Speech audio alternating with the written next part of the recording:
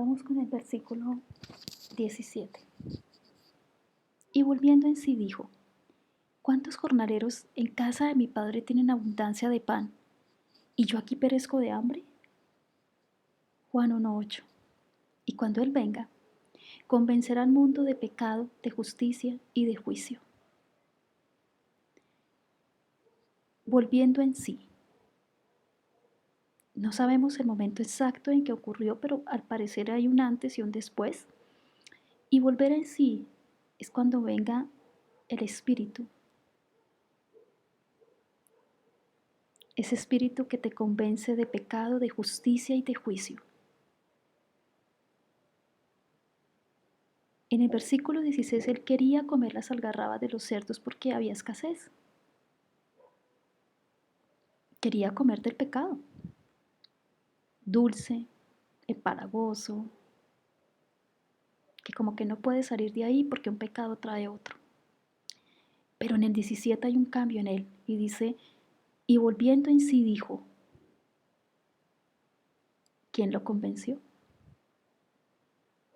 Job 18:12 dice: serán gastadas de hambre sus fuerzas, y a su lado estará preparado quebrantamiento. De hecho, él ya estaba quebrantado por todo lo que estaba viviendo, siendo un jornalero, apacentando cerdos, dándoles de comer, teniendo hambre, sufriendo necesidades, y ya no era reconocido. Ya era casi alguien en el olvido para aquella provincia. En Deuteronomio 8, capítulo 8, versículo 9. Tierra en la cual no comerás el pan con escasez ni te faltará nada en ella. Tierra cuyas piedras son hierro y cuyos montes sacarás cobre y comerás y te saciarás. A Jehová tu Dios por la buena tierra que te habrá dado.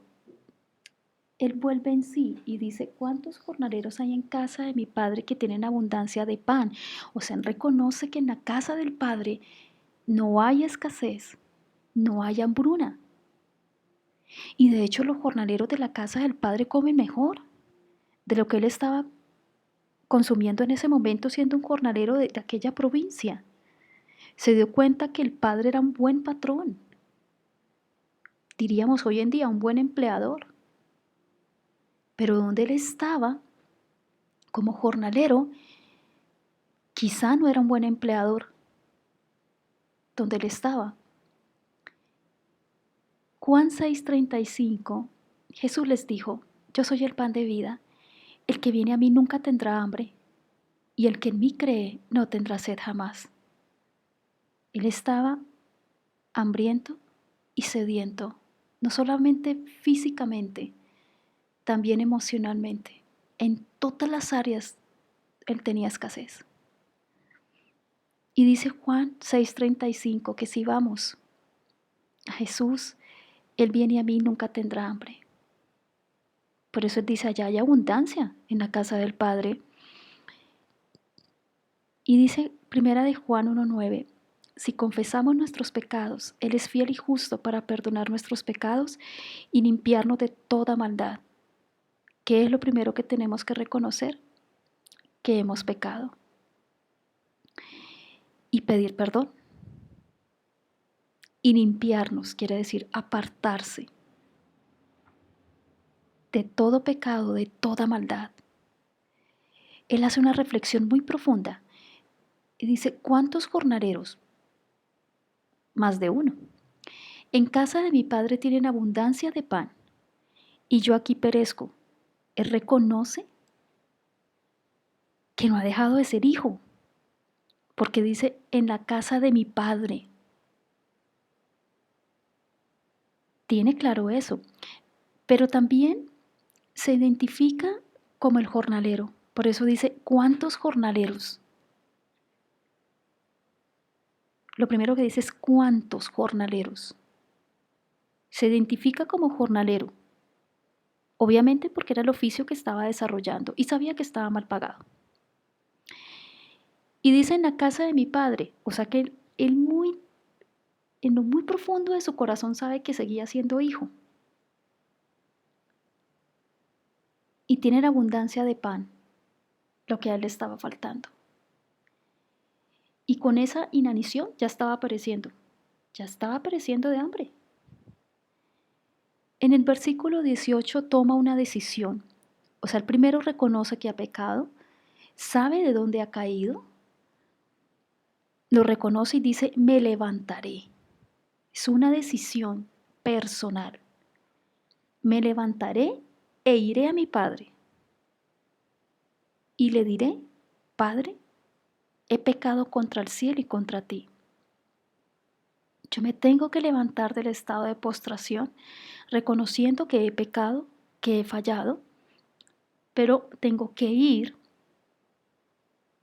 dar pasos a la casa de Padre y le tengo que decir que he pecado contra el cielo y contra ti.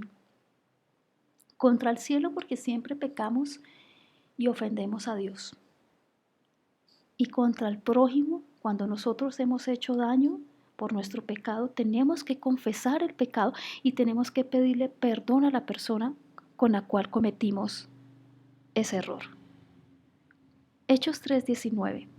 Así que, arrepentíos y convertíos, para que sean borrados vuestros pecados, para que vengan de la presencia del Señor tiempos de refrigerio. Proverbios 19:20. Escucha el consejo y acepta la corrección, para que seas sabio el resto de tus días. Isaías 63:16 parte B. Oh Eterno, eres nuestro Padre, nuestro Redentor, perpetuo es tu nombre. Yo soy el que tengo que reconocer que he pecado. Y tengo que arrepentirme y permitir que el reino de los cielos se acerque a mí cuando me arrepiento. Es esa presencia de Dios. Y convertirme es cambiar desde la raíz, cambiar desde el corazón, para que yo pueda tener descanso en mi alma, descanso en mi corazón. De lo contrario voy a vivir agotado, voy a vivir de una manera estresada, como decimos hoy en día, corriendo de un lado a otro. Y en ese momento en que yo me arrepiento y me convierto, debo de escuchar consejo y aceptar la corrección, aceptar de que me equivoco como ser humano. En el versículo 19 dice, ya no soy digno de ser llamado tu hijo. Hazme como a uno de tus jornaleros. Él tuvo un cambio tan profundo cuando reconoce su pecado, cuando reconoce todo lo que le ha acontecido, que él sabe de que sus acciones no son las de un hijo.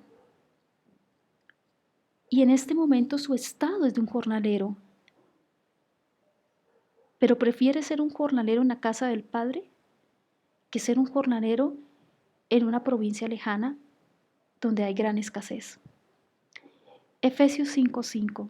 Porque sabéis esto, que ningún fornicario inmundo o avaro o que es idólatra tiene herencia en el reino de Cristo y de Dios. Romanos 10:9. Si confesares que tu boca que Jesús es el Señor y creyeres en tu corazón que Dios le levantó de los muertos, serás salvo. Una de las cosas que él reconoció era la idolatría. Idolatría puede ser al dinero, al poder, puede ser al esposo. Es que yo sin mi esposo no puedo vivir. A la esposa, sin ella yo no puedo vivir, no la puedo perder nunca. A los hijos, no solamente es esa objetos inanimados, como las estatuas. No solamente eso es idolatría. Idolatría puede ser a una mascota. Es que yo me muero si mi perro se muere. A un trabajo.